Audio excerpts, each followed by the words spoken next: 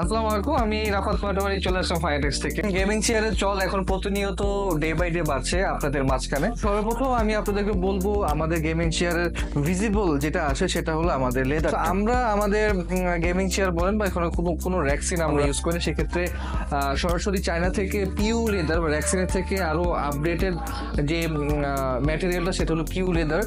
So Piu লেদারটা আমরা চেষ্টা করি ইউজ করার জন্য। তারপরে চলে আসি ফাংশনাল জিনিসগুলো, আসলে কি কি ফাংশনাল পেয়ে যাচ্ছেন আমাদের গেমিং চেয়ারের ক্ষেত্রে। অবশ্যই 4D হ্যান্ডরেস্ট থাকাটা ম্যান্ডেটরি।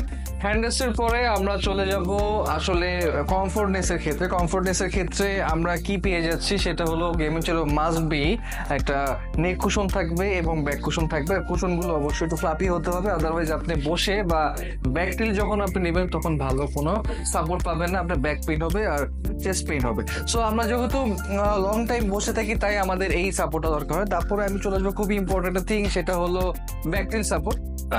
অনেক চেয়ারে 145 পর্যন্ত ব্যাকটিল সাপোর্ট থাকে, বাট আমরা চেষ্টা করেছি 190 পর্যন্ত ব্যাকটিল সাপোর্ট দেওয়ার জন্য। তারপরে অনেক চেয়ারে ফুটটেস্ট থাকে না, বাট আমরা চেষ্টা করেছি ফুটটেস্ট আপনাদেরকে প্রোভাইড করার জন্য, যাতে যখন আপনি ব্যাকটিল নেবেন তখন ফুটটেস্টের থ্রুতে আপনি খুব বসে একটা সুন্দর একটা ন্যাপ নিতে পারবেন আপনার গেমিং চেয়ারে। একটা এক্সপেন্সিভ বস চেয়ারে যেরকম কমফোর্টনেস আপনি পাচ্ছেন, আপনি আমাদের এই গেমিং চেয়ারগুলোতে সুন্দর মতো কমফোর্টনেস পেয়ে যাচ্ছেন। তো আমি যে দুইটা চেয়ার দেখেছি খুবই সুন্দর গ্লোসি অরেঞ্জ কালার। আপনারা যদি এই দুইটা চেয়ার পারচেস করতে চান, আমরা ফুটটেস্ট এবং ফুটটেস্ট ছাড়াও আমরা প্রোভাইড করি, সেটাও আমাদের থেকে পারচেস করতে পারেন।